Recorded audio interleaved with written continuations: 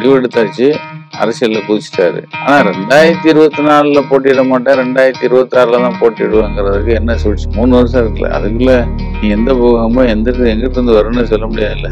அப்போ ஒரு துப்பாக்கி சூடு ஒன்று நடந்துச்சு. அப்போ அந்த முதலமைச்சர் ஒரு பொய் சொல்றாரு. யார்? எம்ஜிஆர். துப்பாக்கி சூடு எதுவுமே நடக்கலை, கண்ணீர் புகை கொண்டுதான்.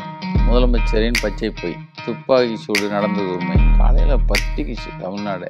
எண்ணிக்கையை விட வழக்கோட வாழ்கிறோம், அவ்வளோதான், சிம்பிள்.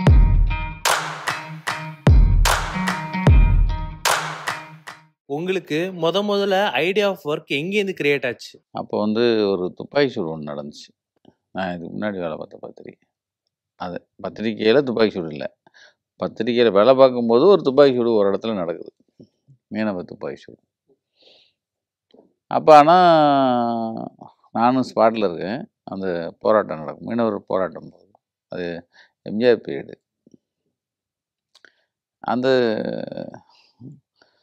அந்த துப்பாக்கி சூடில் போலீஸ் துப்பாக்கி சூட்டு ஒருத்தர் செத்து போகிறாரு, மன்னவர்னு. நான் அந்த வீடெலாம் போனேன்.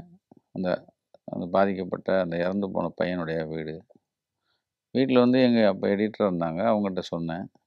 அவங்க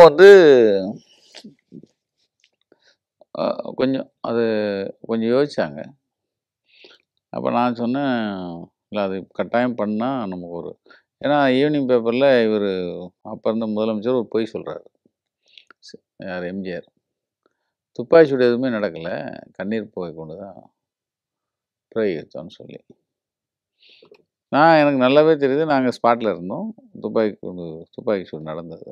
அப்போ நான் எங்கள் எடிட்டர்கிட்ட சொன்னேன், இல்லை சாரி, அது எப்படி நீங்கள் ரிஸ்க் எடுத்து நீங்களே பார்த்துருங்கப்பா, ஏதாவது வந்தால் நீங்கள் தான் ரிஸ்க் எடுத்துக்கணுன்னாரு.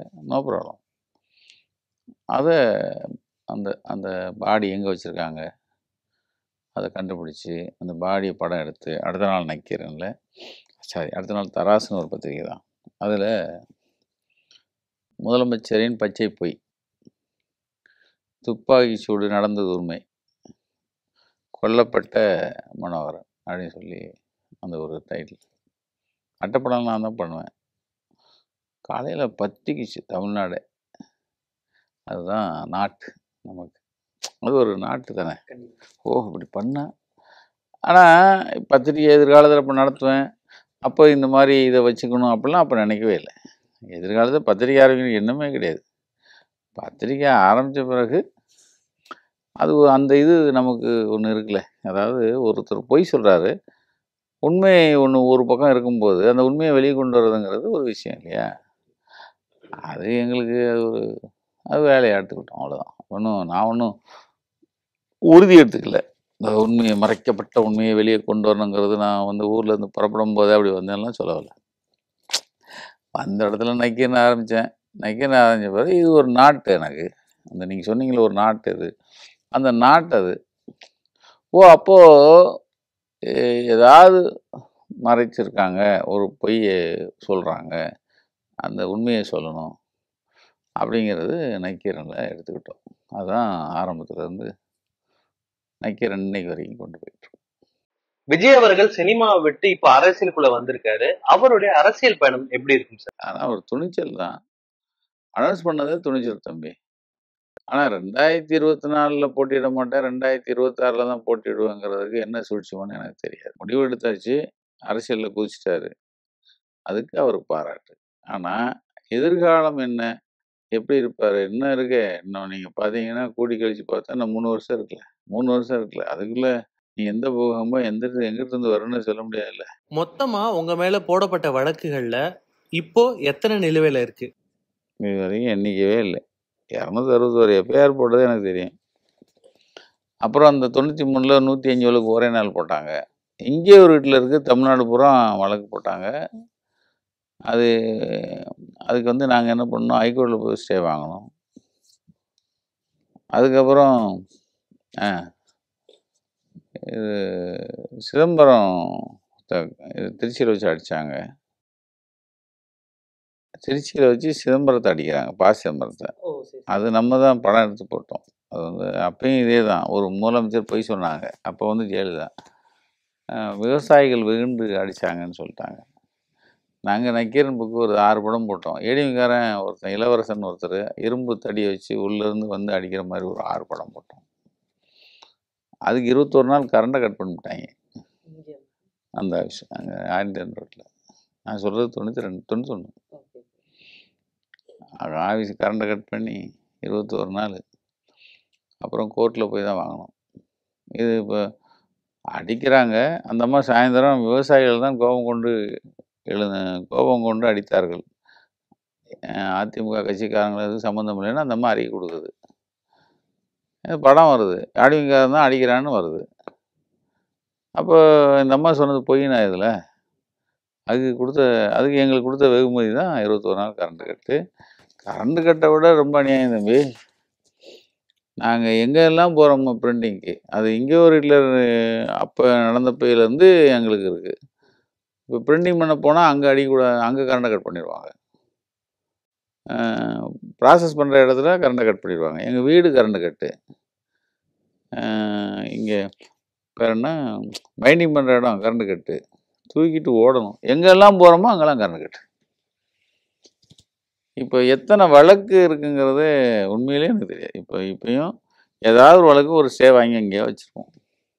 ஏதாவது ஒரு வழக்குக்கு அது இருக்கும். ஹைகோர்ட் வரைக்கும் போவோம், சுப்ரீம் கோர்ட் வரைக்கும் போயிருக்கோம். 3 மர்டர் கேஸு, 4 கடத்தல் வழக்கு, ஒரு பொடா வழக்கு, ஆயுத வழக்குலாம் இருக்குல்ல. அதெல்லாம் சாதாரண விஷயம் இல்லைல்ல. அது மாதிரி தம்பிகள் மேலேயும் இருக்குது. எல்லார் மேலேயும் மர்டர் கேஸ் இருக்குது, கடத்தல் வழக்கு இருக்குது.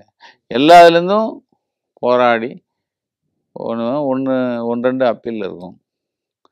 எப்போ அப்பீல் இருக்குது ஏன்னா வழக்கறிஞர் டீம் வந்து இப்போ சொல்லுவாங்க, இது மாதிரி ஒன்று இருக்குது, தலையை காட்டி போங்கம்மா. இந்த நடராஜனே ஒரு 4 வழக்கு போட்டிருந்தார்.